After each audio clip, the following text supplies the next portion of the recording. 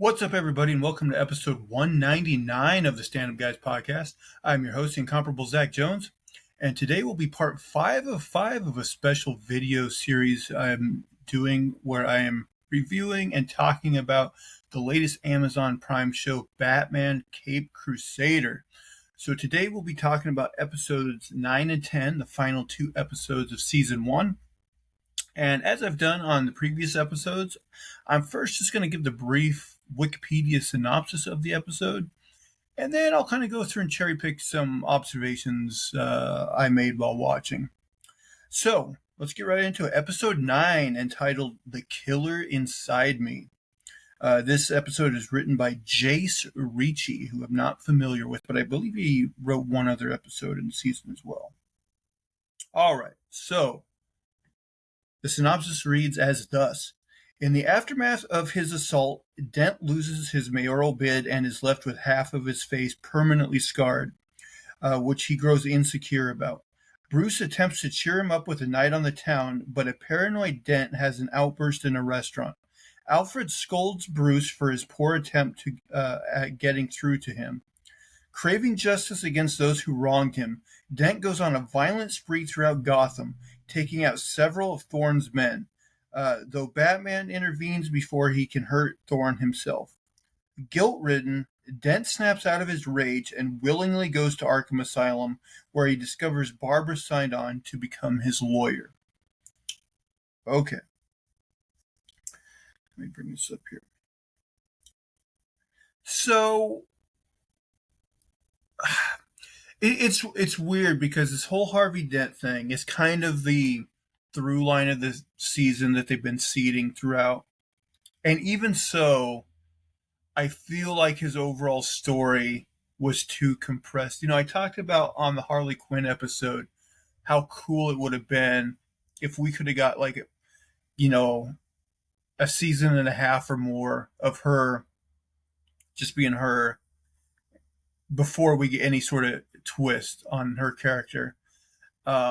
That way we would be kind of invested with her relationship with Renee and Barbara, and then it would be more impactful when we find out, hey, there's something going on with her, and it, affects those relationships. And I kind of feel the same with Dent. Like, even though we got more of him, I think it would have kind of been cool if we could have got multiple seasons of Dent, and we see why him and Bruce are friends, and we see his loved ones invested in him before we get that all taken away. Okay, so I've touched on this in prior episodes, but now I'll talk about it more. Is they do something here that I think that I liked as a twist on the Two-Face character, which is the scarred side of himself is actually the good side of himself, personality-wise. Because this is a common thing in the comics and prior adaptations of Harvey Dent, is he will sometimes, once he becomes Two-Face, they'll show the unscarred side of his face when he's talking as Harvey Dent as a good guy, and then the scarred face when he's talking as Two-Face, the bad side of himself. Here they do the opposite. So when he has moments of good, it's actually coming from the scarred side. And when it's bad, it's from the Dent side. And I've talked about how this, they did this flip where traditional Harvey has the bad stuff on, he keeps on the inside, but outwardly a very good person. So when he's scarred, it's just a representation of who he is on the inside. I guess this is similar, but my problem is this means the outwardly facing Dent, for the most part, is always a bad guy. And so I just don't feel like Bruce would have ever became friends with this guy. I don't buy Bruce being friends with this guy, supporting him for mayor, because he seems like a bad guy. Now, a part of us can be like, well, Bruce is the greatest detective. He can see that there is good inside Harvey, and he can see how effective he is as a DA, and he has put some bad guys behind bars, presumably. So I don't know. It just I like the twist on Harvey Dent, but then I'm like I feel like Bruce's attitude towards him should probably be pretty different than what we've seen in prior adaptations. So in the beginning of this episode, like, Harvey, he's all scarred up. He's in his apartment, hiding from the world, and Bruce comes in and almost insists, like, he go out on a night out on the town, and we find out that Bruce is really just trying to pump him for information on who attacked him. But my thing is like, he could have just pumped him for information at his apartment. So a part of me is either like the Batman side of Bruce thought for some reason getting him out in public would make him more talkative, and it was just a total interrogation technique. Or the Bruce side really can't read the room and couldn't tell that, hey, this guy is in like the real fragile state, and taking him out in public might be really bad for him. I think the implication is it's more the former, like the Batman side of himself, like thinking this will be an easier way to get information out of him. But I don't know. I thought I think there's a couple parts in these episodes where Bruce comes off as kind of harsh, in my opinion.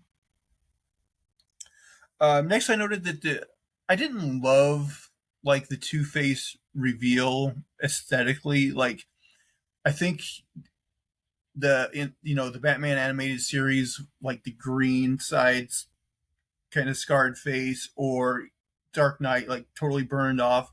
Those just look cooler to me. It's a much more stark contrast. Where here it's like, yeah, he's got the scarred face, but I don't know. To me, it didn't look nearly as cool as it has in previous iterations. So I don't know. I didn't. I thought it was kind of half. Uh, I don't know. It didn't gel with me as much. Um, so in the synopsis, it says that Alfred kind of confronts Bruce about like confronting Dent like so hard at the restaurant, and Bruce basically compares what he did to Harvey as how Harvey would like push on witnesses, small push on the small fish to get to the big fish, and that's all he was doing. So that's kind of how he justifies it. Um, I did like aesthetically. Like, one thing I've talked about is I do like the aesthetics of the show, and much like Batman the animated series, has like this 1940s look with the cars and everything. In this episode, both in Dent's apartment and in Rupert Thorne's mansion, we can see that their TV sets are just like humongous, but they still have like small black and white screens. And I don't know why. I just kind of love that aesthetic. um, it kind of like uh, our TV, like when I was a kid. It wasn't quite like these ones, and it was a color TV, but still, it was this like huge, heavy CRT TV with like wood paneling and stuff. It was crazy. Um, we get yet another scene between Alfred and Bruce, where basically Alfred accuses. This is after they find out that Dent kind of went on a rampage and like busted up a bunch of guys. Shoots a guy in the knee, like beats up this other guy that works for Thorne. And Alfred basically accuses Bruce of like pushing him over the edge, and possibly the implication is he might be responsible for the creation of Two Face, basically. Which I um, Bruce is always like getting himself in situations where like he's tortured with guilt, and this is just another one of those to add to the pile. So I kind of like, it's one of those things that's not true, but really, but I think Bruce always kind of needs those uh, things that he wishes he'd done better to always kind of strive to become a better Batman. Um, so I think that's. I didn't have a lot of stuff that stuck out to me in that episode. I think those are the major ones. I do. I will say I do like that. And I'll get to this more in the end, but like I do like that characters can die in this universe, and like we see him actually kill these mobsters. Not in like graphic detail because they still want kids to be able to watch this thing.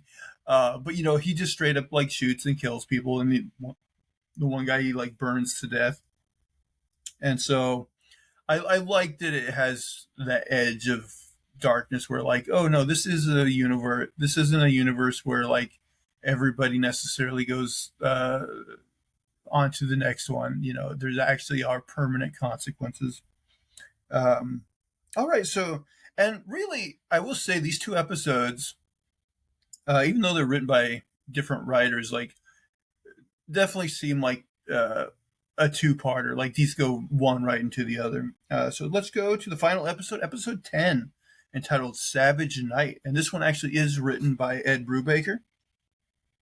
So the synopsis is thus: Barbara explains to Dent that she is willing to help him, insisting that he was led astray.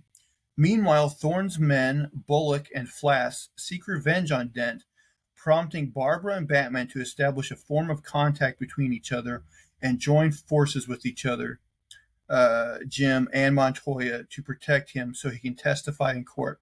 Amidst the fight at the docks, however, Dent sacrifices himself to save Barbara from Flass. Batman loses his temper and threatens to shoot Flass, but ultimately spares him. Following this, Alfred assures Batman that while he failed to reach Dent's humanity, Batman still has his. Elsewhere, a mysterious man kills a series of victims with a toxin that makes them laugh uncontrollably.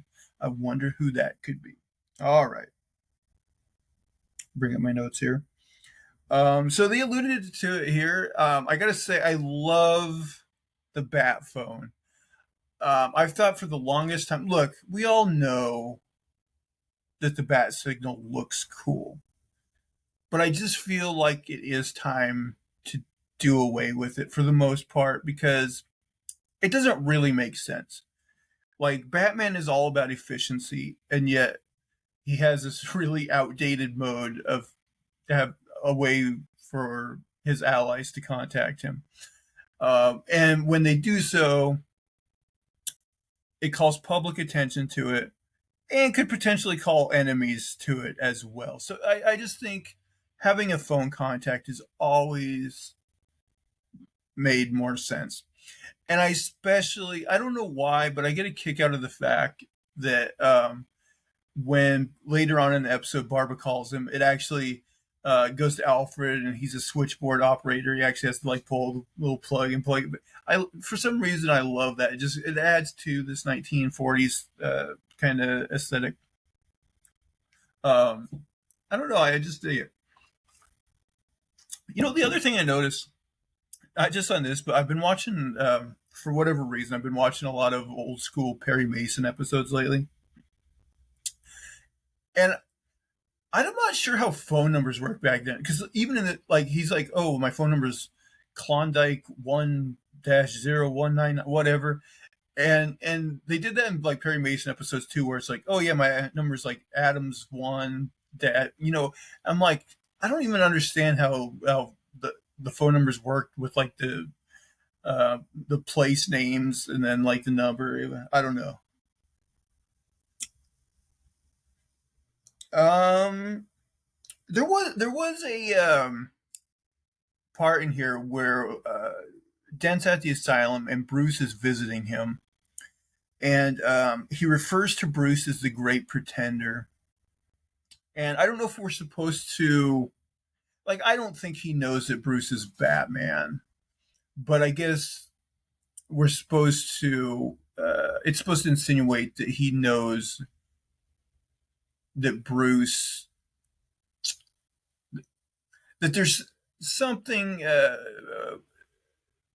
fake about Bruce. Like he knows he's putting on an act to a certain extent. Okay, so I said there's instances where Bruce feels harsher, kind of harsh. The first was like, grilling Dent and forcing him to go out with him to the restaurant. Also, his attitude towards Alfred, which I'll get to, where he constantly calls him Pennyworth and kind of dismisses certain things that he says. It also seems quick to anger with him sometimes. So he's trying to basically get Dent to, I guess, roll over on corrupt people, cut a deal, and he's like, "I'm sure I can help you," and eventually get out or something, and Dent speaking out of his guard's side again, the better side. He's basically like, "That's not really justice. I shouldn't get a break just because I have money or powerful friends or whatever." And Bruce kind of yells at him and says, tells him it's too late to grow a conscience now. And and first of all, that's a very un-Bruce Wayne line. Um, and a part of me thinks that like he doesn't really mean that, but um, it's maybe in line with the fake Bruce Wayne persona, uh, try and trying to encourage Dent to do what he wants. But again, when you just hear the line delivery, it seemed a little rough. Um, I thought this was interesting. So there's a part where um, Bullock and basically the bad guys kidnap Dent, and he's stuck in the back seat of Bullock and Flass's car. And he tries to sow dissension between them by pointing out to Bullock that, hey, whenever you guys are doing dirty stuff, who's actually getting their hands dirty? It's Flass calling the shots. He's telling you, you know, to do the dirty things. He's basically telling him that he's setting Bullock up to take the fall should anything ever head south, and it's kind of true. We saw in the episode with Firebug, where like he basically convinces Bullock to shoot Firebug. Um, and so I like that dynamic as well. That we see, there's sowing seeds that eventually that relationship, Flass and Bullock, could become fractured. Now, I do prefer like the Bullock who's actually kind of good, but I think his actions in this first season kind of makes him irredeemable. Like it'll be interesting to see if they try to redeem him in some way, but I don't know. He's pretty far gone as far as the things he's done. And also at the end of this episode, like he gets caught like um almost killing Dent by Gordon and Renee. So I'll be interested if they get a second season, like what's the status of those characters. Let's see. Oh, I wrote, it's good that Batman isn't perfect. We see several instances during the show. Like, I think the last episode, like, at one point, like, Batman was on Dent's car and he gets, like, um, slides off into a truck and he, like, ends up getting a concussion. In this episode, he's like fighting with some of the bad guys, but they actually get some shots in on him. And I like that. Batman should not always just totally dominate. He should get his butt handed to him a couple times. I think I've never liked the whole Bat God uh, thing that Morrison experimented with in his comic run, where Batman's just always prepared to the nines for everything, and he basically almost can't lose, that sort of thing. I don't like that. Like, I like the man part of Batman. He is fallible. He should some. I like that sometimes, even though he's the world's greatest detective, like he should get stumped by the Riddler sometimes. Um, it's more interesting if he's not always quite so perfect, in my opinion, anyway. Um, I wrote Batman throwing the gun in the ocean seemed kind of like a dumb move, because um, so Flash um kills Dent. Out of anger, Batman picks up the gun and shoots all around his head just to freak him out. But then he gets frustrated, like anger, and he throws the gun into the ocean. But a part of me is like, okay, I know he just used it, and his gloves would have probably maybe like even smudged any fingerprints. But it is kind of a key piece of evidence to try to link Flash to the killing of Dent. So it kind of seems stupid for him to get rid of that evidence since he is a detective after all.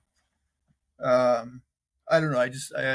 That move I didn't quite like, but maybe they're going to set up if they do a second season that like Flash and Bullet kind of get off with technicalities because I don't see them just like locking those guys in jail. I mean, uh, I see them playing more of a part. But yeah, I guess the big thing is Harvey Dent does seem to bite the big one. He's dead. And so I like I said, I do like the idea of permadeath and that big characters can die. I think that's cool.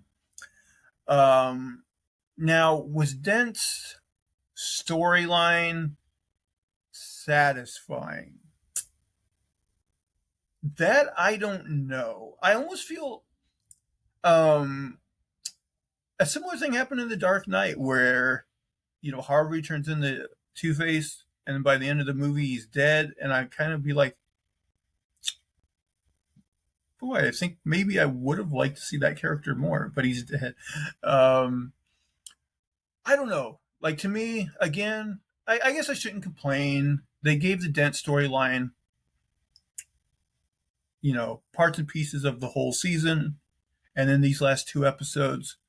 Um, but something still, I still think we only scratched the surface that we could with his character, but it's fine. It's fine overall. I will note my prediction: if they get a second season, because they have introduced permanent death, Jim Gordon is a goner at some point. Because we've already established that Barbara Gordon is more like the point person for Batman. Um, and so I just feel like if this show goes on, Jim Gordon's days are numbered. I can feel it. Um, so yeah, then as it's wrapping up, we get the scene with Alfred where he's telling him, you couldn't get through to Dent's humanity, but you still have yours.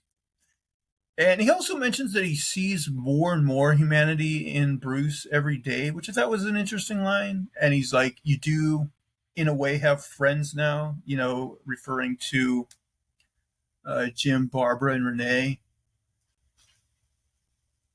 And I think Bruce even mentions, like, refers to them as like four people against the tide. Um, so I guess that is interesting. And it does make me wonder if they get in, more seasons, if they'll play with that even more, and like, maybe Bruce will adopt the kids, and that'll bring out more humanity in him as well. And like as the show goes on, like he does become, uh, you know, less cold and more of the man than the bat.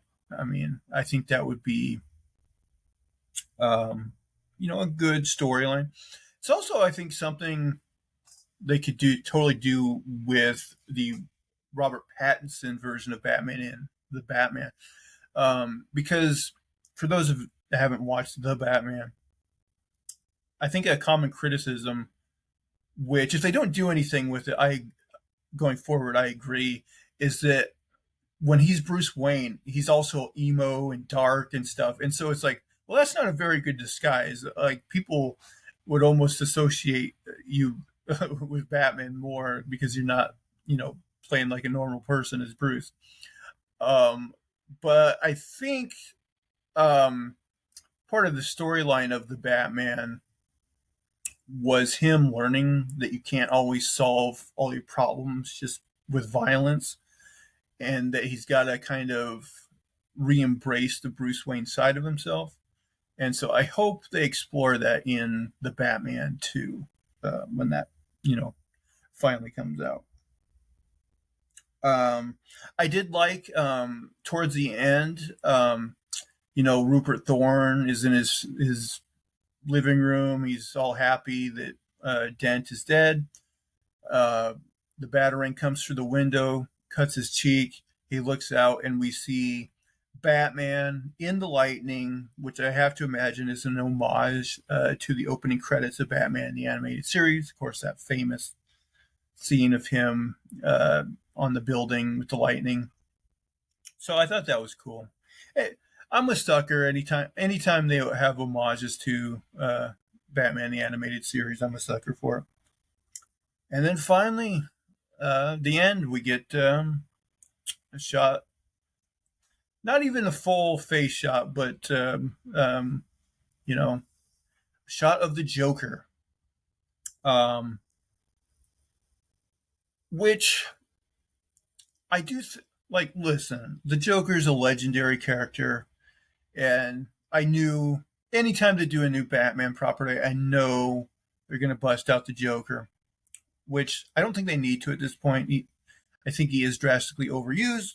That being said, I am interested in seeing if they'll have a different take on him than we've seen previously. And I kind of think if they do a season 2, Joker's basically going to be the Harvey Dent, where he will have a through line. We'll get parts and pieces of him throughout the season.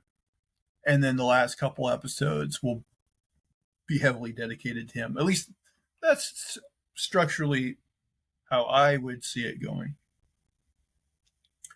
Although, wouldn't it be cool? Wouldn't it be cool if season 2 once again didn't feature the Joker at all until the very last shot of the last episode of season 2, and they hold the Joker completely until season 3?